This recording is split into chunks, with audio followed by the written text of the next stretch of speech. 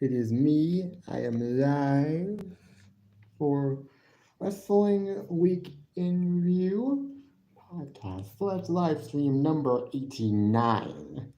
Almost at 100. We're almost at 100. I can't believe it.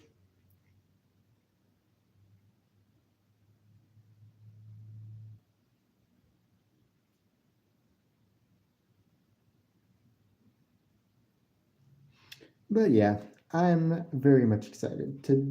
Tonight, this weekend is Memorial Day weekend. There's a lot of things going on this weekend that I am excited for. Tonight, it is Saturday night's main event. The third Saturday night's main event we've gotten since they started revamping these. And tonight looks like a very good show. It looks like it might be one of the best that they've done since they started doing these shows again. And I'm very much excited to watch it. On NBC! On NBC! Yay! I'm so excited, guys. But yeah,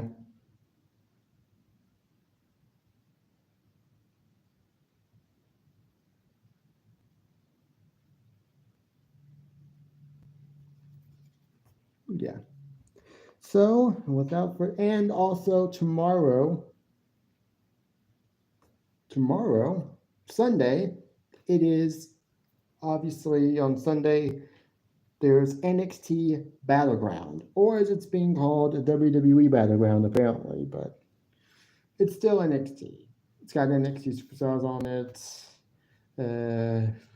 I'm not sure when the Worlds Collide show was going to be happening. It's going to be happening soon on the weekend of the Money in the Bank. It's also that's going to be, I think, on YouTube. Apparently, from what they said on SmackDown last night, it's going to be on YouTube only. Hey, Everboss! If any of you guys are here that are just now coming in and you want to hit that like button, feel free to do so. It is never required, but I do appreciate it. I do appreciate the likes. Just so you know. Yeah, it was crazy. We got so much wrestling within the span of basically a month. Within the span of a month, we've got like at least so much wrestling as far as like major shows. Oh yeah, 4 years ago on Matt's channel, and yeah. But hey, let's get on with the show. Obviously, tonight is Saturday night's main event. I'll be watching that. Tomorrow will be NXT Battleground. I will watch that, although I will probably keep up with AEW's Double or Nothing pay per view as well. Who knows? But I'll probably keep up with that too, just to, you know, just to see who wins.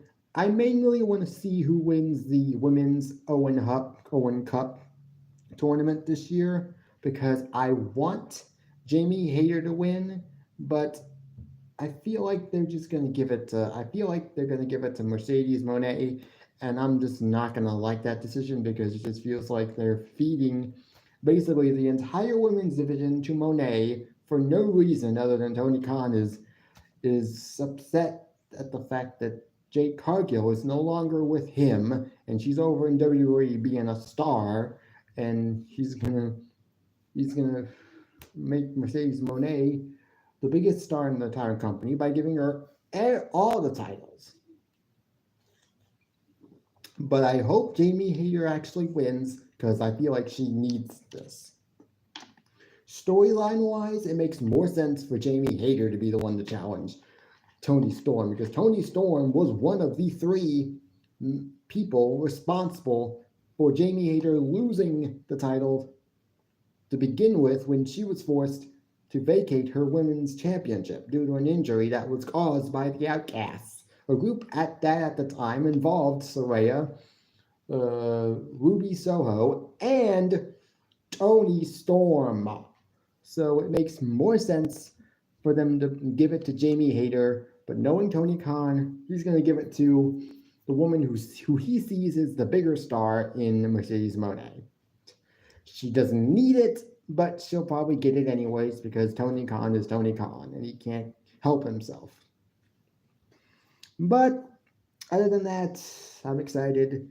Let's get on with the show and let's start off with Monday Night Raw. Monday Night Raw started out with Logan Paul. He opened the show. He was hyping up his match against Jay Uso at Saturday night's main event.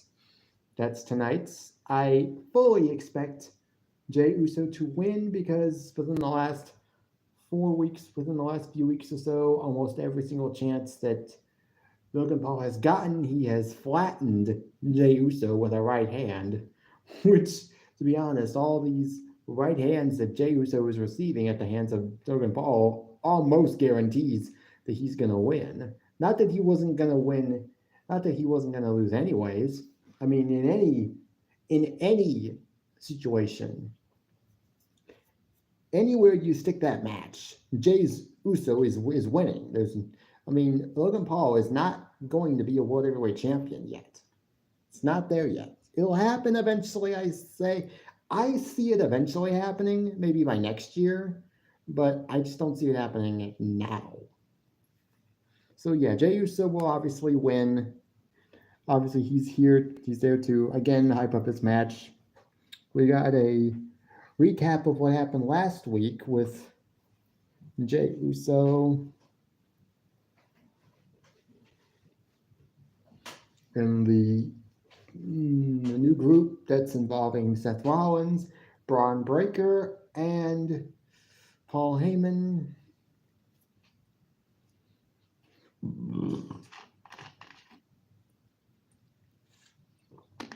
So I'm very much excited for this group. I do feel like Seth Rollins is the one that's going to win the World Heavyweight Championship from Jay Uso.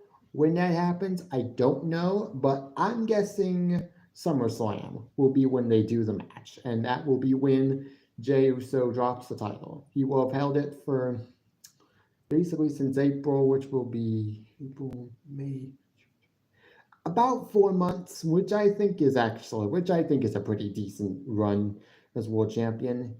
He gets to hold the belt for about 4 months. He gets to say that he was world champion, and then he can maybe move back into the tag team division with his brother. I don't know what they do with Jay after his world title reign ends, which is going to at the hands of Seth Rollins. I'm more than likely speculating that's what's going to happen. Eventually, though, Gunther decided to interrupt. He had some unexpected praise for Logan Paul and said that there could be a likely chance that he is the one that Gunther faces after Money in the Bank, which it could happen, but it's not. It's going to be Gunther versus Jay, and I do feel like Goldberg is going to cost Gunther the match. There's rumors, obviously there have been rumors now as of late that Gunther is going to be the one facing Goldberg in potentially his retirement match. And so that's how I could see it going down, them having Gunther lose because Goldberg decided to come out and distract Gunther long enough for Jay to get the win. That's how I see it going down. That's exactly how I see it going down. Well, yeah. This segment then ended basically with Jey Uso getting the upper hand on Logan Paul, which I was a little worried about because I thought, Jay's the one that's going into the pay-per-view, in the Saturday Night's Main Event with momentum on his side. Oh, okay, that's not good. That's not good. And also, Jey Uso had a match in the main event against Braun Breaker. So, which was a really good match, though. After this, though, we got Roxanne Perez. Earlier on in the day, she apparently walked into Adam Pearce's office to sign her official contract for Monday Night Raw. So it is now been made official. She is now officially a Raw superstar, and and I am on board with this. She is so deserving. She has been on in WWE since 2022. And to be honest, it was I think it was around this time, around like 2020. It was around April, May. It was post WrestleMania 38, obviously, but it was around this time that she actually made her debut in NXT. So it's like it's been basically 3 years now since she's been in WWE, and I feel like she is now worth a main roster call up. And now, and as of tonight, and as of that night, she was booked into a Money in the Bank qualifying match, which I think is also deserved, taking on Becky Lynch and Natalya. But after this Roxanne Perez segment, or at least this recap of something that happened earlier on in the day, we got AJ Styles, we got a tag team match, AJ Styles and Penta versus Finn Balor and JD McDonough. This was actually if I'm not mistaken, this match was the longest match on the entire card, coming in at about 18 minutes. About 18 minutes. Was it a good match? Oh, yes, it was.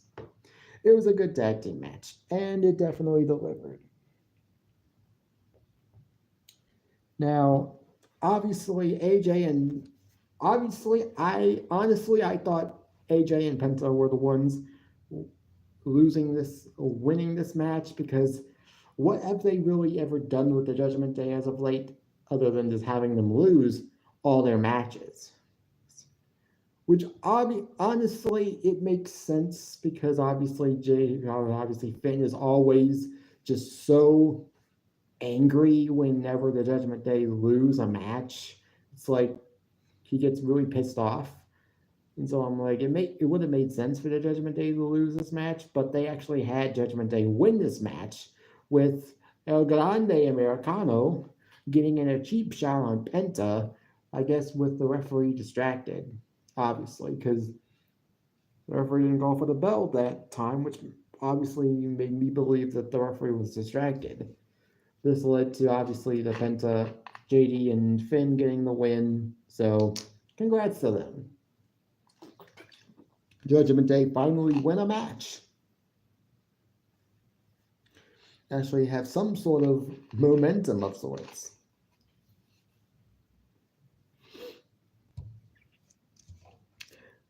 Then, after this, we get Jey Uso backstage with Paul Heyman. He's just offering some friendly words of advice to Jey Uso in preparation for his match with Braun Breaker in the main event.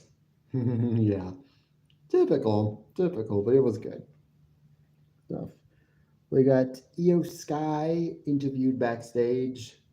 She was then interrupted by Becky Lynch, who made it clear that once she wins Money in the Bank, she'll come and cash in on Io Sky for the Women's World Championship.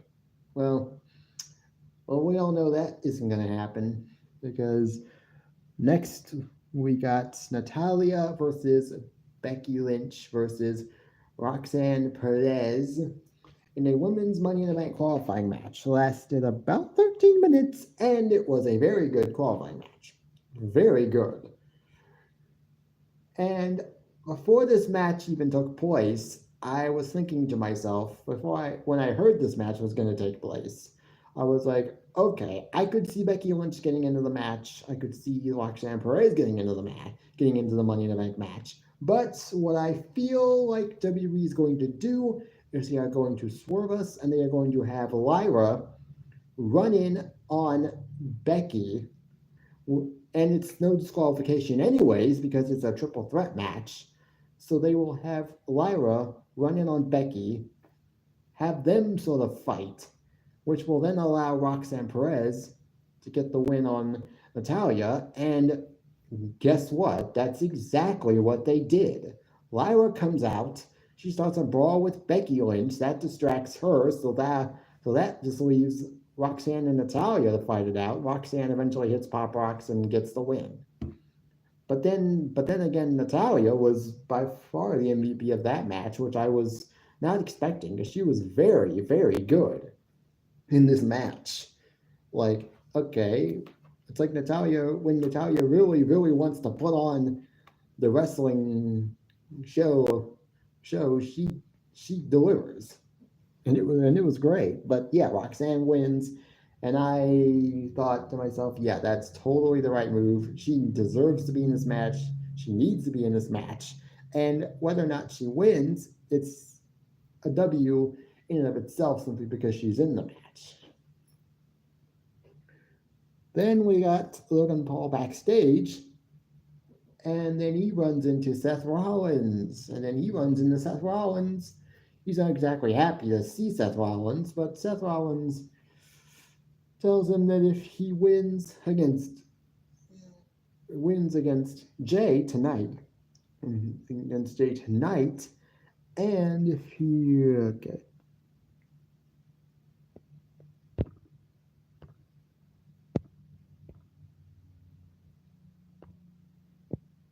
Sorry, Mox, but you're out. Sorry, Mox, but you're out. Hey, Warwick. Glad you're here. Glad you're here, man. Thanks, and I'm guessing you hit that like button. If so, thank you. For those who are here and who haven't hit that like button, if you want to, it's never required, but I do appreciate it every single time. I appreciate it every single time. But yeah, we got Seth Rollins told Logan Paul that if he wins against Jey Uso tonight, and if he gets past Gunther, then maybe they can run it back from WrestleMania 2 years ago, where Seth Rollins beat Logan Paul. But hey.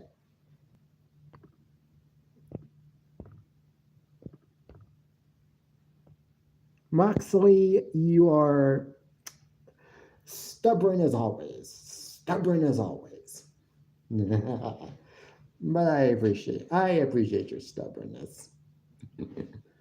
Just gives me a chance to block you and time you out. Oh, come on, man.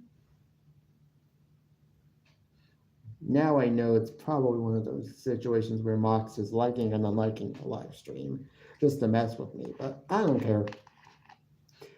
He can come on my live stream via all of his fake accounts, and I'll just time every single one of them out, and I'll block every single one of them. He can keep making all the fake accounts he wants, but it just won't matter because every single time he comes on my live stream, I will time him out, block him, and do whatever it is. I think he's obsessed with me. He has been for about 2 years now, and I don't know why, but hey, it is what it is. I think he just hates me for some reason.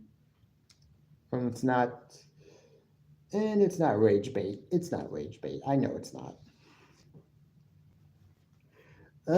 Fan club, hate club, whatever you want to call it. Whatever you want to call it, Danny. Fan club, hate club. Are you excited for Saturday night's main event? Because I am. I will be watching it, by the way. Like I said before in the beginning of the live stream, I will watch it tonight on NBC. But obviously, like I've said before, I recently did get a new iPad, so I will be watching it.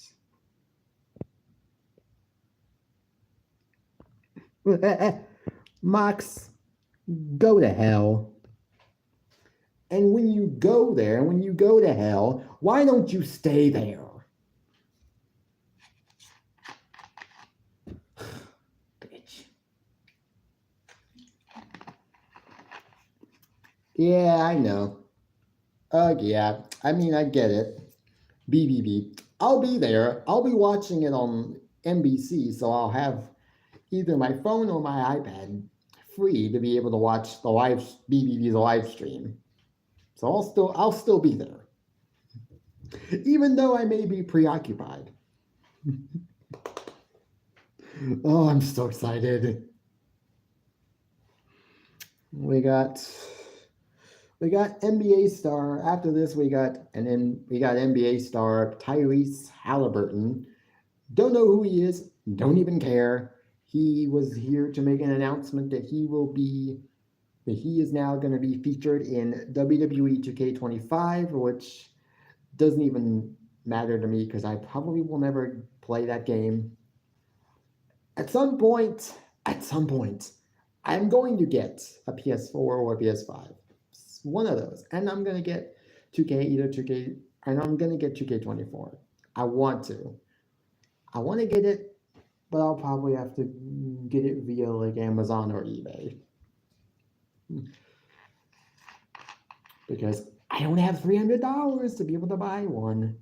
And I don't have $60 just to buy one video game. Like, jeez. But yeah. We got Finn Balor backstage after the Judgment Day's match. We have Finn Balor backstage. He introduces Roxanne Perez to the Judgment Day. Okay, I think I know why this happened. Obviously, Liv Morgan is in Hollywood at the moment filming a movie.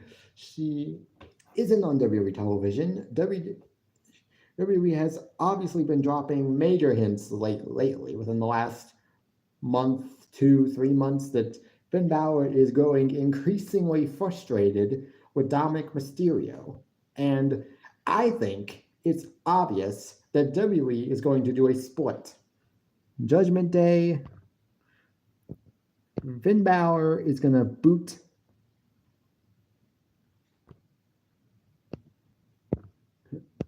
Dominic from the group. And then whatever happens after that, who knows? Who knows what happens after that? But I feel like Liv Morgan is going to be going with him. And then what happens with Raquel, I don't know, but I could see Roxanne Perez becoming a member of the Judgment Day. I mean, I don't know. I don't know what but the one thing that I know is probably for certain at this point is that they are definitely booting Dominic from the group. That's something that I really think is going to happen. We also got a Rusev promo. Rusev, since coming back, has been great since coming back. He looks about as good as he ever did. And it was great stuff. We also got Sheamus versus Grayson Waller. This match was about 12 minutes, and it was a pretty fun match. Grayson Waller obviously lost. At one point, though, Sheamus went for the 12 beats of the Brethren, and Grayson and Austin Theory was there watching, and at one point you obviously could see him starting to laugh, like it was like Sheamus just beating up Grayson was funny to him. And I think it's obvious that they're finally potentially doing the split between Grayson and Austin, which has been teased now for almost a year now, since basically ever since they lost the tag team titles to DIY. It's basically been hinted at, even before then. So basically, at this point, it'll be basically a year since they started teasing the split. And by this point, they kind of have to do it, or else no one's going to care when it actually does happen.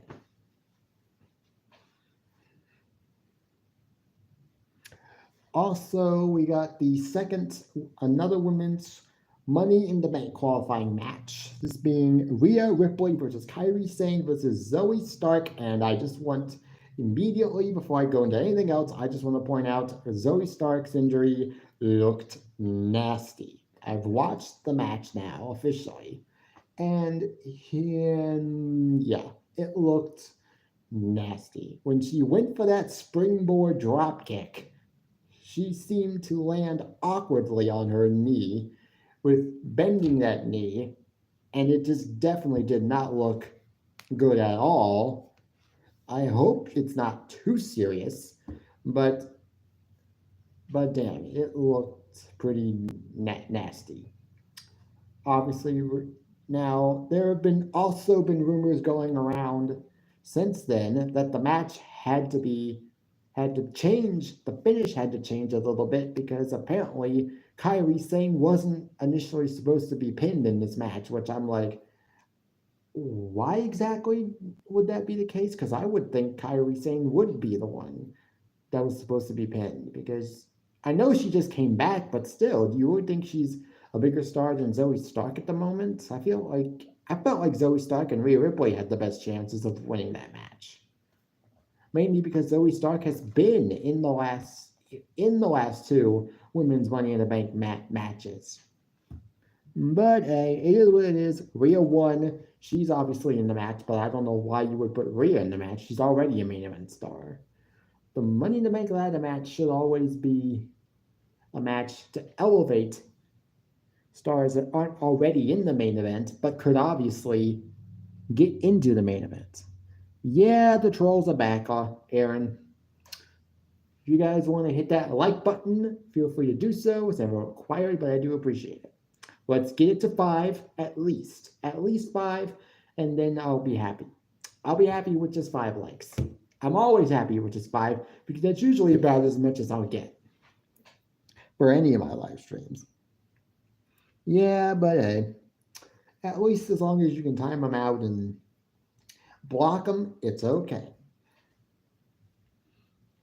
Then we got Braun Breaker versus Jey Uso in the main event. Oh gosh. Well, I did recently upload 2 short videos. I actually did upload 2 short videos to my channel, to this channel recently that did get over 1,000 views. That got over 1,000 views.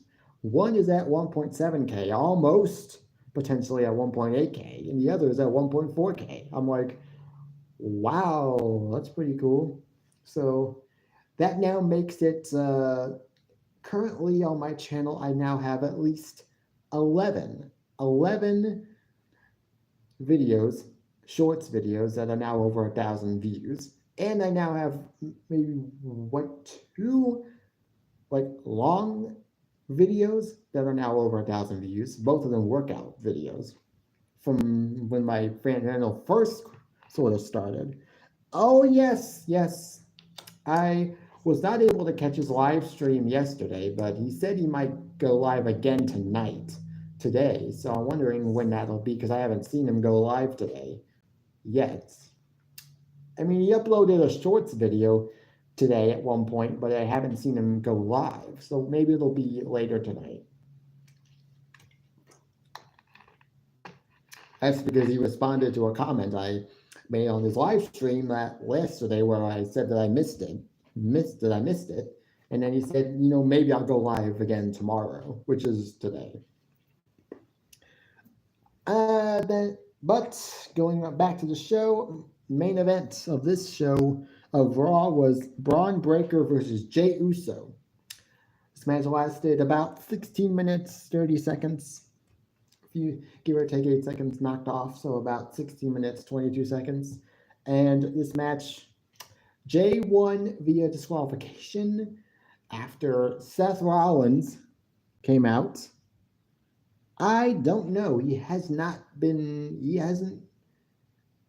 doing that lately. The last time I was on one of his live streams, it wouldn't show. It wouldn't show the points and stuff, all the gambling and stuff that was via Streamlabs and whatnot. It wouldn't show up. It hasn't been showing up. So I don't know if it's like he stopped doing that or whatever, but hey. Seth Rollins came in in the end to attack Jey Uso, which caused a DQ win for him. They started brawling, then Sami Zayn came out. It was still basically 2-on-1, give or take. Then CM Punk comes out and they start brawling. Then the ending sees Jey Uso again get KO punched by Logan Paul, which reassured me that he's winning it. Saturday Night's Main Event. Like, oh, okay. Whew. I was worried for a second because when Jey Uso laid out Logan Paul earlier on in the show, I was like, uh-oh. Are they gonna give? Yeah. Are they gonna give Jey Uso the momentum going into the match? But no, they're giving Logan Paul the momentum, which honestly still makes me believe that Jey Uso is winning. 6 people. That's pretty cool. Now 5. But hey, it's gonna fluctuate. The amount of people in this live stream is gonna fluctuate every now and then. But hey, I appreciate the people that are here. You, Aaron, and whoever else happens to be here at the moment. Monday Night Raw was a very good show. If I had to... yeah. Maybe later. If it's later, I might join. If I had to rate Monday Night Raw this week, I'd give it a 7.5, maybe an 8 out of 10. It was very good. It was very good. The matches were good. The results were exactly kind of what I thought was going to happen. I figured Roxanne might win via a Lyra distraction on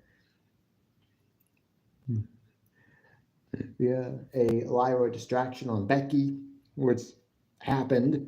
So it is what it is. Tuesday and NXT. The opening of the show, yeah, well, nah, I don't know if I'd say that. The opening to NXT this week saw Shawn Legacy from WWE Evolve take on Ashante the Adonis and Javon Evans with a potential shot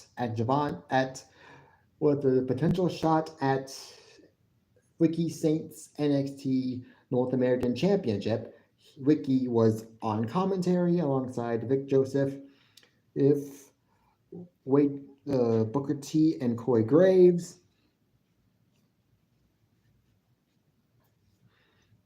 This was a very, very good match. I was like, damn, they're really cooking with this match. It went about 15 minutes. Went about 15 minutes, and it was very good. Shawn Legacy actually won this match after Ashante had Javon Evans thrown out of the ring. This then allowed Shawn Legacy to get the win. And I'm like, damn, this match cooked. So Shawn Legacy gets a shot potentially at the North American Championship at some point. When that is, I don't know, but it's not going to be at Battleground or next week on NXT television because later on in the show, we got a backstage segment with Ricky Saints and Ethan Page, who were at each other's throats, and Ava, who was just like not having it. Gavin is like, hey, be quiet. This is my show. I'm running things, and if you two can't stop getting at each other's throats, I'll get security in here to throw you out. And she decided, like, I was like, damn, Ava, she's finally had enough of these two, especially of Ethan Page, who obviously week after week just always seems to be whining and complaining that he's not getting what he wants, and that's high title opportunities. And he's got another chance at Ricky Saints' title this upcoming week on NXT. So I don't know who's going to win that match. I could see Ethan Page winning. I could see Ricky Saints winning. It's going to be interesting. After the Sean Legacy, Ashante, and Javon match, after the Sean, Ashante, and Javon match, we got a video package for Jordan Grace, who is training ahead of her match tomorrow at NXT Battleground against Stephanie Becker for the NXT Women's Championship. I don't know why I like to say it that way, but I guess I like to let my R's roll off the tongue. Okay, I'm acting a little weird. I should start acting. I should get back to being serious.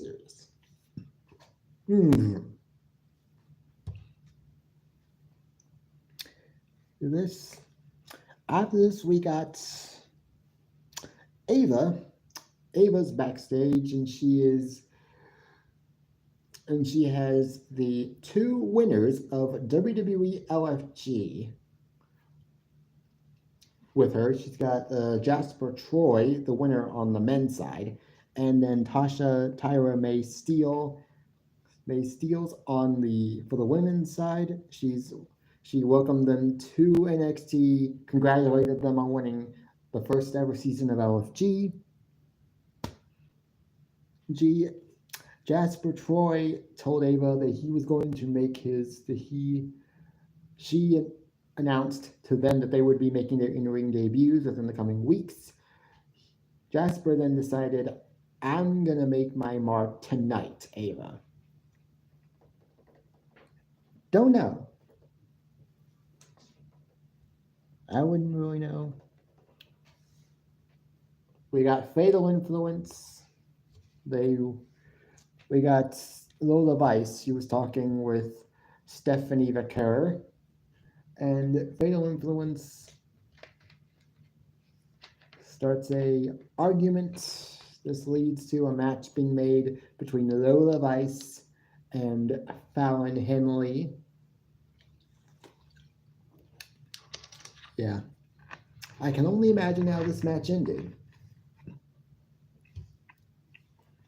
Then we got Josh Briggs versus Shawn Spears. This is basically after Briggs's tag team partner from recent weeks, Yoshiki Inamura, decided to leave NXT to go back to Japan. I thought they were a pretty decent tag team, actually. I don't know why he decided to leave, but they weaved it into a storyline where Shawn Spears basically is telling Josh Briggs, you don't appreciate things when it comes to tag team partners or whatnot. Like with Brooks Jensen and now with Inamura, you just don't seem to appreciate things until they're gone, and you take things for granted.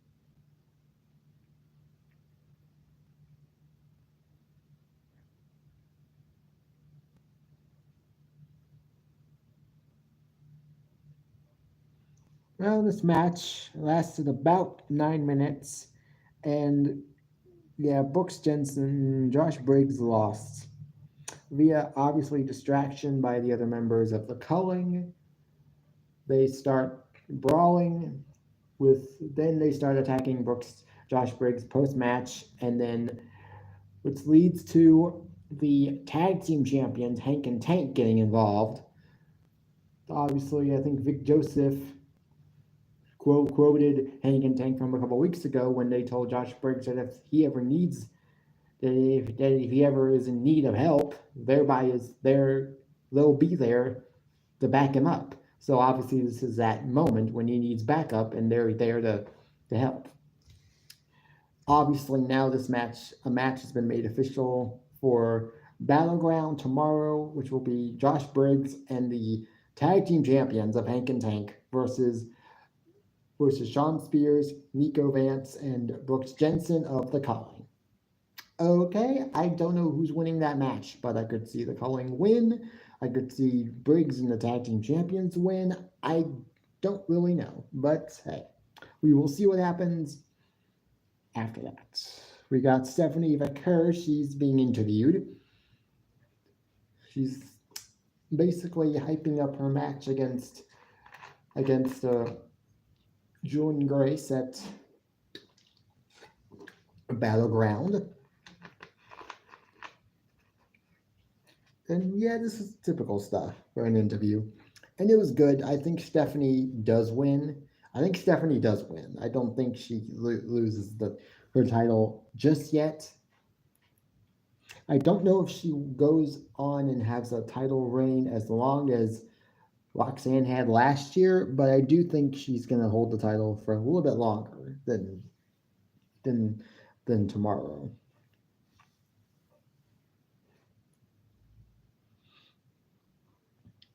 After this, we got OTM, a returning OTM out the mud, versus the debuting team of Kale Dixon and Uriah Connors of the newly revamped Chase U.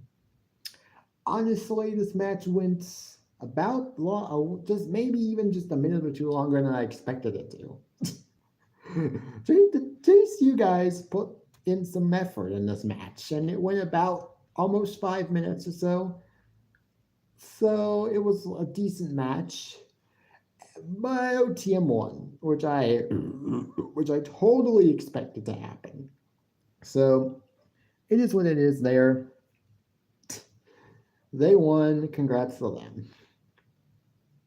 We got now on this particular NXT episode, we were also treated to two musical performances. The first one was Trick Williams doing a rap. I was kind of excited. And it was very good. And it was good and it was cool. I liked it. Not now, I'm not saying Trick Williams should do it more often, but that's just me. But I liked it. It was different and it was cool for what it was. We also got Kaylani Jordan versus Zarya. This match is a rematch from about I think 2 weeks ago.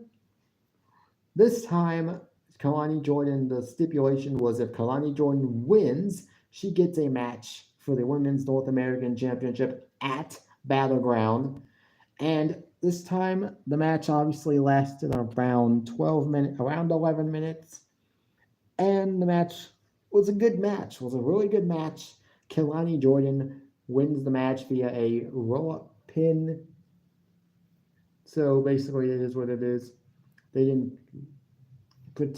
sort of protected Zarya by not having her have to take a finishing move and just have it be like Kalani Jordan outsmarted Zarya with a sneaky pin, which obviously that's what happened. So congrats to Kalani. We are now getting basically a rematch from NXT Heat Wave last year. So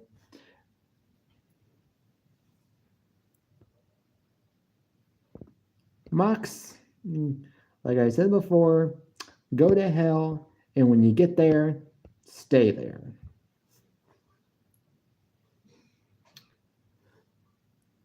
We then get Lola Vice, the Lola Vice versus Fallon Henley match.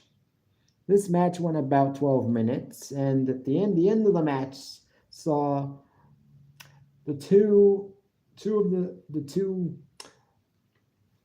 ending of the match saw Fallon and JC start arguing, which then led to Lola being able to hit the back fist and get the win via the 1, 2, 3. So great. Lola Vice wins. Good for her. We also got Tony D sending a message to Stacks. They also have a match at NXT Battleground tomorrow, after Stacks stabbed Tony D in the back. And this was great stuff. Don't really need to go into details, but it was great stuff. Then obviously we got Ricky Sainz, Ethan Page. Like I said earlier, they've been at each other's throats now for a while, and they now have and now Ethan Page gets a rematch for Ricky's title next week. Who wins? I don't know, but we'll see what happens. We got Miles Bourne and Obafemi in a back and forth promo segment. This was really good.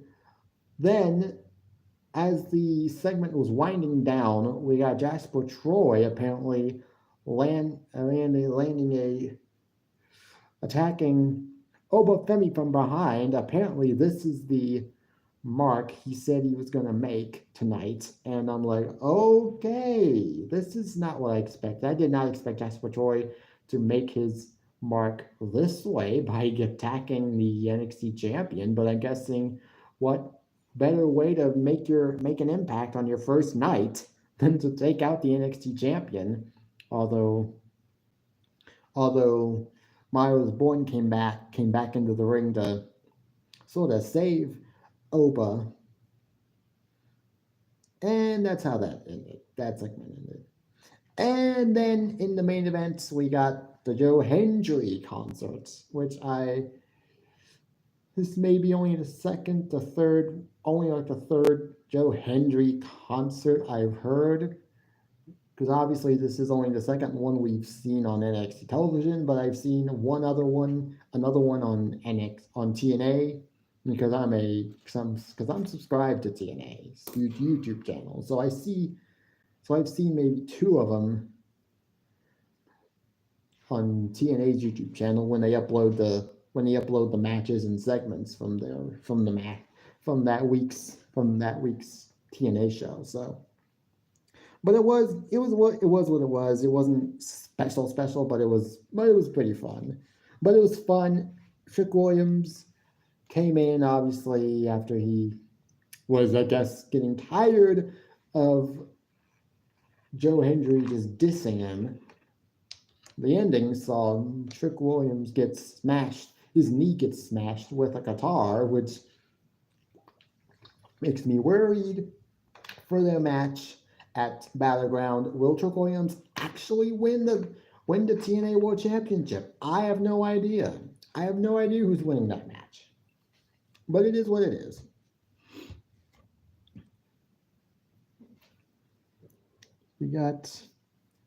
So if I had to rate this week's NXT, I would give it a 7.5 out of 10.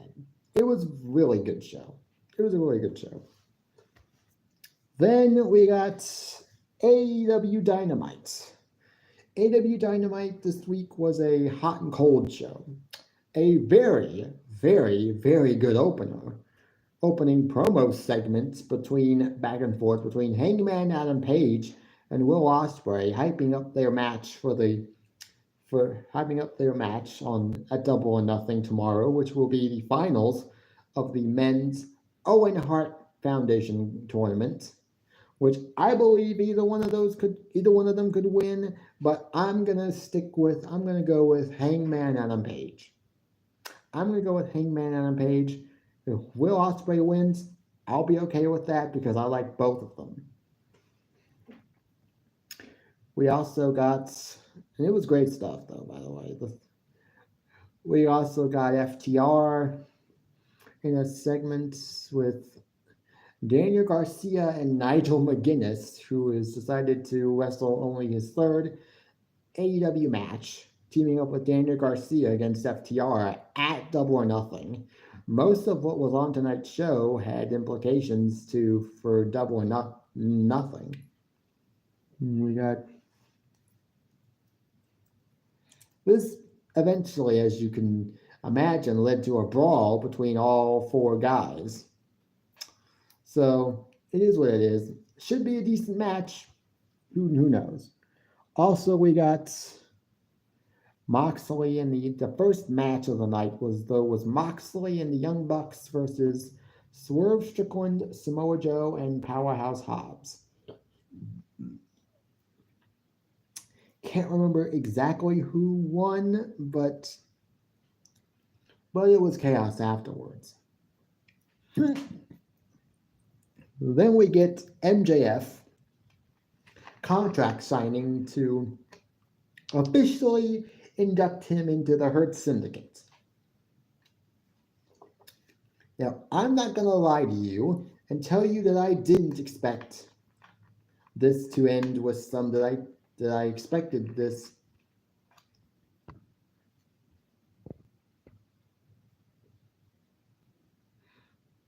Again, Moxley go to hell. And when you get there, stay there, please. Please. Because nobody wants you here.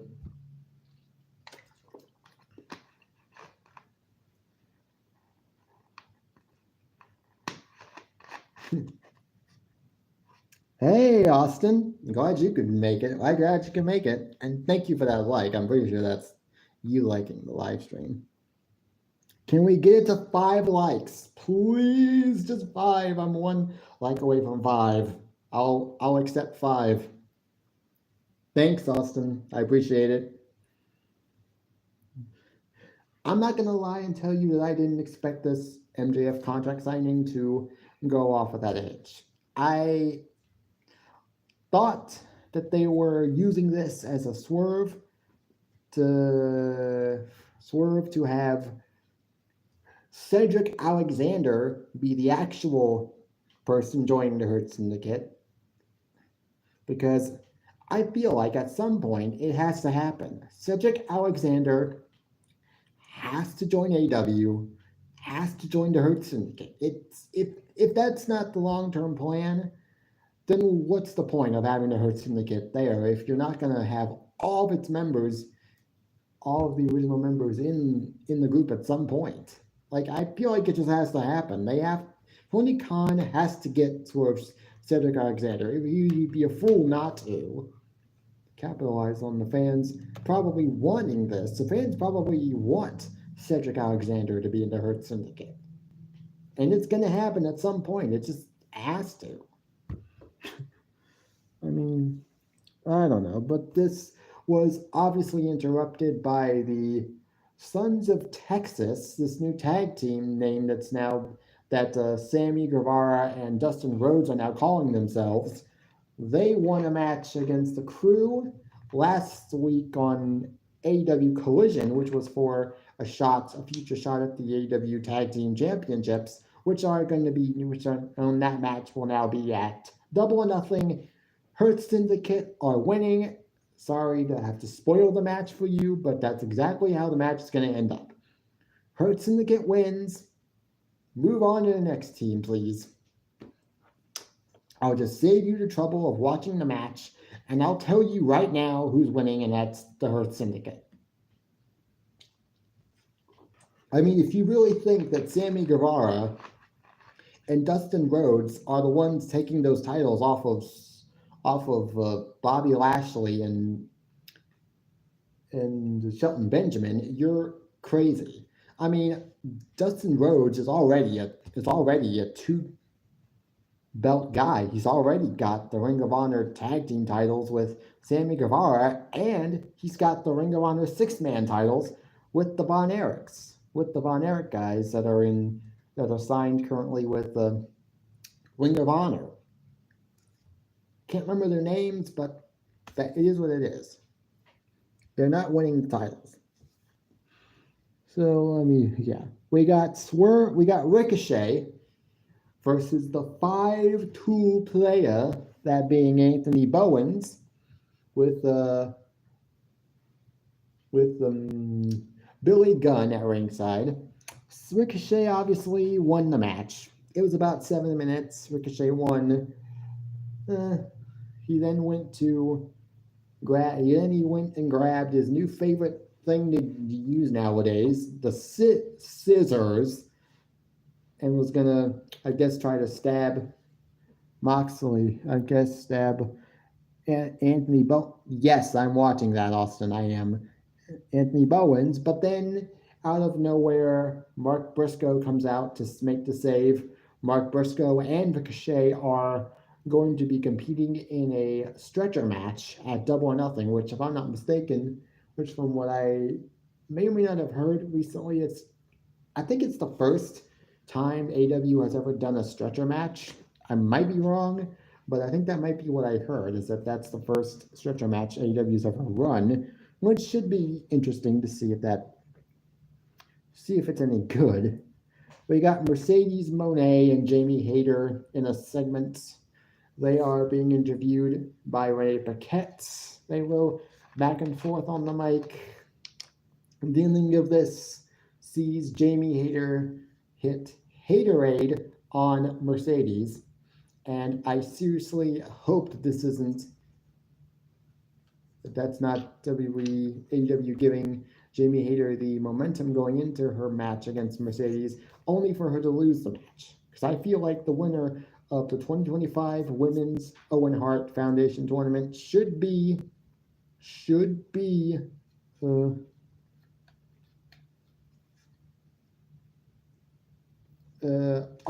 it should be Jamie Hayter. It should be. But knowing Tony Khan, he might just give it to Mercedes anyways, just to elevate her more than she already is.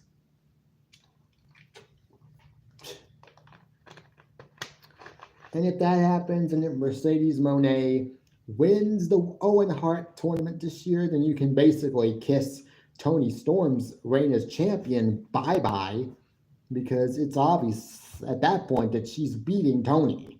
There's no way Toni's beating Mercedes. With the way Mercedes has been pushed to be unbeatable in singles action, there's no way Toni Storm is beating Mercedes Moné. But I hope the AEW doesn't do the stupid thing and allow Mercedes to win. The main event of the show, though, was Mina Shirakawa versus Julia Hart, with Toni Storm on commentary.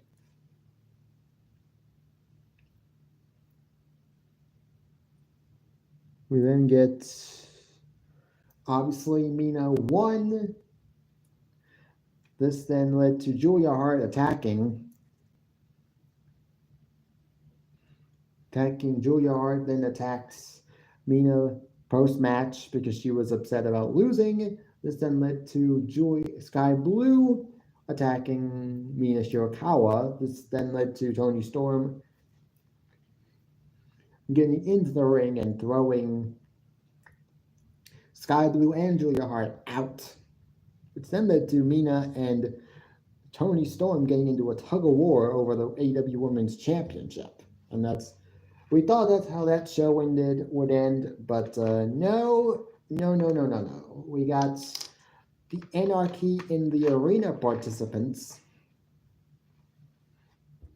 then getting into another pull apart brawl, which saw, I guess, I can't remember who was on top at the end of this. I think it was the baby faces that were on top here, that finished on top here, or at least the majority of the baby faces were the ones that stood tall.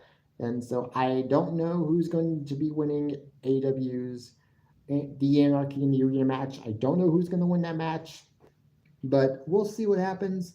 AEW was, it wasn't terrible. The opening segment with Hangman and Will Ospreay was great. The FTR and Nigel McGuinness, Daniel Garcia bit was good. The Mercedes Jamie segment was good. Everything else was just like meh. So I will give it a 6.5 out of 10 because it was decent. It was decent, but nothing more than that. Now, Friday Night SmackDown. Great, I wish I knew where Friday Night SmackDown was this week. I forgot. But hey, the show began with Tiffany Stratton. She came out, hyped her match last week against Nia Jax, talked about how she broke Nia's face. Obviously, that chair shot looked gnarly. Nia wanting to take the chair that Naomi brought into the match and use it, but Tiffany Stratton decided, you know what, I'm just going to drop kick that chair right into Nia's face, and Nia started bleeding immediately. Like, damn. And I talked about that last week when I analyzed the match on my live stream. But yeah, she also had a lot to say about the Money in the Bank this year, and she dared anybody that wins they're the person that eventually wins Money in the Bank to cash in on her. She then gets interrupted by Alexa Bliss, who basically introduces herself to Tiffany because they don't really know each other that well at all. They've never interacted before. And Alexa basically tells Tiffany that she knows exactly what it's like to be women's Money in the Bank. She's been in Tiffany's position. Although in Alexa's case, she cashed in on the very same night. Well, yeah, she said that she knows what it's like to cash in on Nia Jax because she did it herself no more than 7 years ago. First ever women's Money in the Bank. I guess the first ever women's Money in the Bank at the actual women's Money in the Bank in 2018. She won the briefcase, and she went on to cash in on Nia Jax later on in the night in a match with Ronda Rousey. I've seen that match. It was a very good Ronda Rousey Nia Jax match apparently, and it was very good. And obviously Alexa cashed in that night. It was a DQ win for Rousey. It was a DQ win for Rousey because Alexa attacked Rousey first. So she knows what it's like to cash in on Nia, but the only difference she said was that she actually liked Nia. I guess deep down she actually liked Nia, even though at the time her character had been like, even though she had been involved in a storyline prior to that, leading into WrestleMania 34, where she apparently didn't like Nia, called her a big girl, or was like, her character was basically just like a mean girl, saying all these hurtful things about Nia.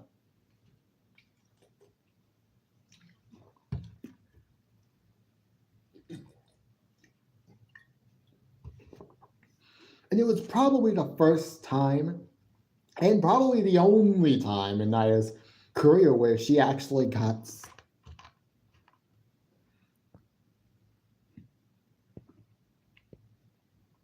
Moxley, I know that you, so stay blocked. Stay blocked, my friend. It was probably the only time where Nia Jax actually got a positive reaction at all, because I guess the fans definitely felt bad for Nia because here someone was saying all these nasty things about her, basically like any high school mean girl would say to another girl. So that's, but hey. Then Charlotte Flair comes out to interrupt. Great.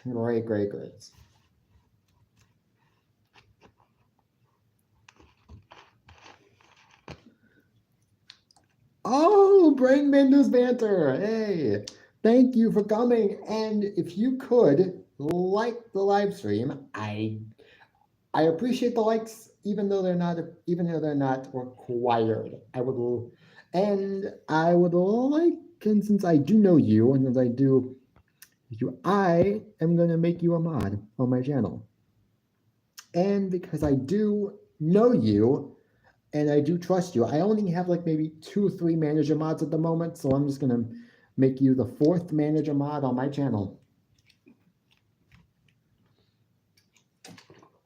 One of the other manager mods on my channel is Danny, and obviously I trust him too.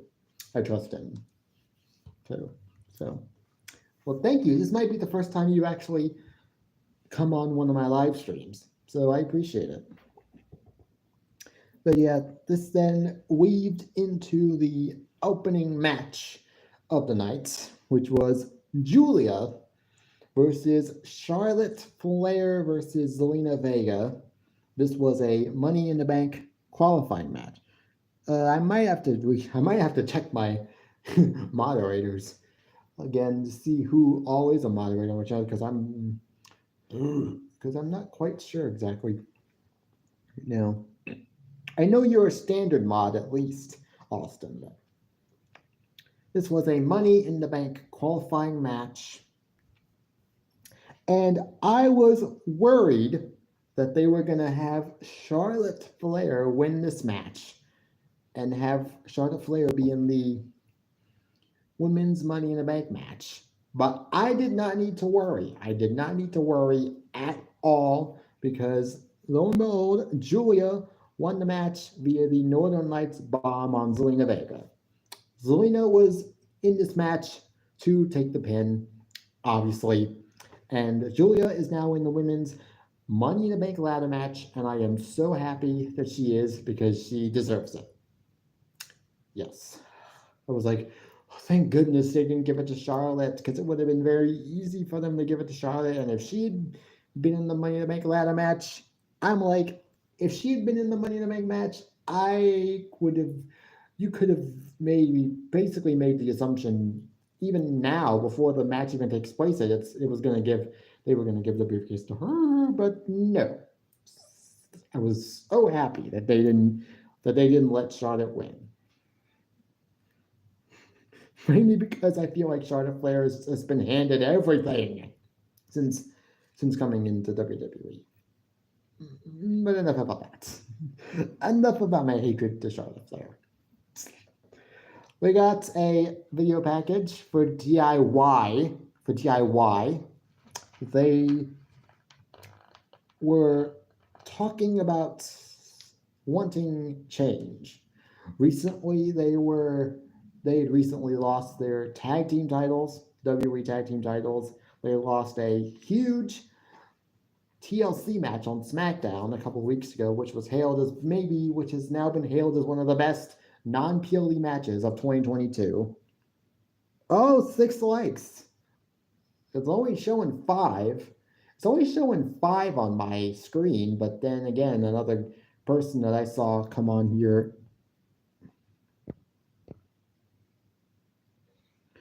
I know who you are, Doctor Who What Where, and I'm not gonna have you sabotage my live stream again with you and your gazillion fake accounts.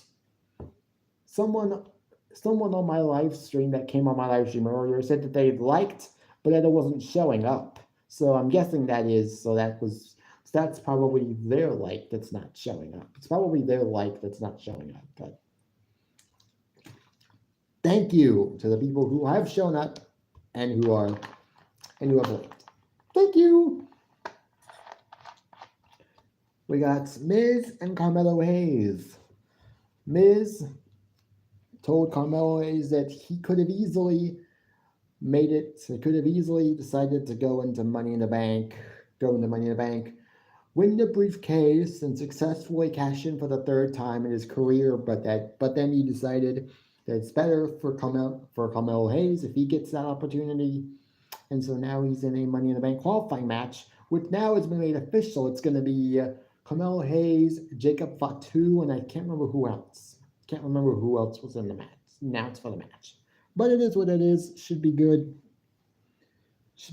I want Carmelo Hayes in the match, but knowing WWE, Jacob Fatu is going to be in that match. We also got Tommaso Ciampa versus Chris Sabin. Ciampa of DIY versus Chris Sabin. We got this match went about 11 minutes, 30 seconds. And it was a very, very good match. Very good. Obviously, Chris Sabin did not win. Tommaso Ciampa won after a distraction by Johnny Gargano's wife, who was at ringside. Johnny Gargano is the tag team partner of Tommaso Ciampa at DIY. Apparently, Johnny Gargano's wife, Candice LeRae, decided to come out and distract Chris Sabin, which allowed Ciampa to hit a running knee, which was done with his knee pad pulled down. So it was basically a stiff knee shot to that face, and that got the win. So great. Looks like they are finally going to reunite the way, or at least what's left of it, because Indy Hartwell got sent packing over to TNA. Austin Theory is on Raw in a tag team with Grayson Waller, so looks like they're finally aligning Candice LeRae with her husband again, which makes more sense.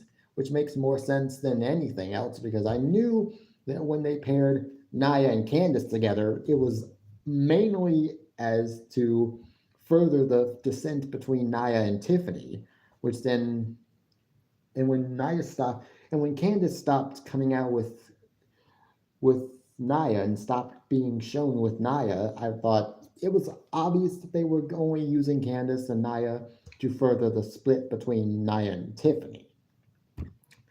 And that's what happened, obviously. So, hey, glad to see Candice back on TV. After this, we got Chelsea Green backstage with Zelina Vega. Zelina was basically nursing her loss earlier in the women's qualifying match, Money in the Bank qualifying match. Chelsea Green was was obviously being the quote unquote mean girl and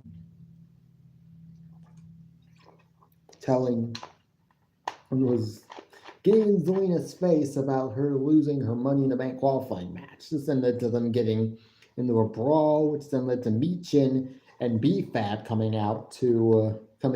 in to make the save, challenging Chelsea Green's secret Hervis of, or as Michin called it, the stupid Hervis of Alba Fire and Piper Niven to a match. This match lasted about all but 5 minutes, and the baby faces won. B-Fab and Michin. Congrats to them. We then got R-Truth. R-Truth is facing John Cena tonight at Saturday night's main event on NBC, which I will be watching. But don't worry, BBB, I don't know if you're still here, but that doesn't mean I'll be missing your live stream. My phone and my iPad will be free, so I'll still be able to watch the show, watch the live stream, even though my attention might be diverted. But I'll still be there. Yeah, he's basically he basically cut a great promo, talked about how he's going to beat some sense back into John Cena, how he's basically going to save John Cena from what he's become, which is a heel, and he's going to beat the hustle, loyalty, and respect back into John Cena. It was great. It was great stuff from R-Truth. When R-Truth needs to be serious, oh, he can be serious. When R-Truth needs to be funny, oh, he can be funny. And that's one of the things that makes R-Truth so great, is that he can play both parts. He can play the serious and the comedic easily. We then get the Bloodline backstage with Nick Aldis, the new Bloodline of JC Mateo, the newly debuted JC Mateo, Jacob Fatu, and Solo Sikoa. Nick Aldis has an announcement for Jacob. He's gotten Jacob a spot in a Money in the Bank qualifying match next week against Carmelo Hayes, and I can't remember who else. But that's interesting. I see Jacob Fatu winning, although I would love to see Carmelo Hayes in the match for a second time. But we'll see. We also got a video package for Naomi. Naomi, who was basically hyping up her Money in the Bank qualifying match, apparently, which will also happen next week, which will have her, Nia Jax, and Jade Cargill. I'm like, wow, that's definitely you talk about unpredictable. Any three of those women could be in the match. That's going to be obviously the most unpredictable qualifying match of the entire Money in the Bank. Of all the Money in the Bank qualifying matches we're going to get, that's probably going to be the most unpredictable, because any three of those women could be in the match. But I'm going to bank on Jade Cargill. She'll probably win, maybe not by pinning Naomi. Maybe she pins Naomi. Maybe she pins Nia Jax. Who knows? We also got a Bianca Belair video package. She was hyping her return to SmackDown following WrestleMania 41, where she suffered a hand injury, apparently. Apparently, at one point, her hand got just smushed in between, smushed on the mat at one point after a move. I can't remember where it was, but apparently she had injured her hand at WrestleMania, and so she hasn't been seen since then. But she will return next week to SmackDown, which will be in her home city of Knoxville, Tennessee. So we got Damian Priest and Drew McIntyre, who will face off tonight's Saturday night's main event in a steel cage match. They had another pull apart brawl last night, and it was great. Everything about it was just perfect. Crowd was into it. We then get the second Money in the Bank qualifying match tonight. That being, this one is on the men's side. LA Knight and Shinsuke versus Shinsuke Nakamura versus Aleister Black. The ending of this was actually very creative. The ending of this match saw Aleister Black hit Shinsuke with Black Mass, only for LA Knight to capitalize, take Aleister Black out of the equation, and pin Nakamura for the 1-2-3. It doesn't exactly... Obviously, Shinsuke was there to take the pin anyways, but I was like, that's creative. Let Aleister Black hit his finisher, but then have LA Knight take advantage, roll Aleister Black out of the ring, allowing LA Knight to pin Shinsuke for the 1-2-3, who's basically out. You could have counted to 10, and he would not have gotten up from that.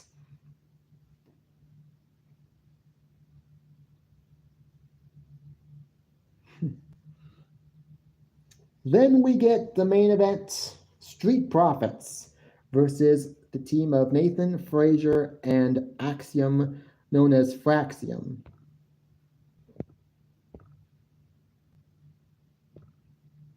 This was a very, very good match. Lasted about just under 19 minutes. It was a very good tag team match. But DIY and the Motor City Machine Guns did get involved in the match. Well, they didn't get involved in the match itself, but DIY were going to, and then Motor City Machine Guns got involved, which then led to basically a no contest, no finish. But then who would make their grand return to television? None other than the Wyatt Six. Uncle Howdy, Luke, Uncle Howdy, Eric Rowan, Dexter Lumis, and Joe Gacy, and Nikki Cross. They all made their return to television. It looks like they are setting their sights on the tag team titles, which is a bit of a swerve for me. I didn't think they would go for the tag team titles, but who knows? And they also, the ending of the show saw Uncle Howdy bring a birthday cake into the ring, because for those who don't know, today the late Wyndham Rotunda, aka Bray Wyatt, who died, I think it was in 2023. Who died in 2023? He was only in his like 30s, late 30s.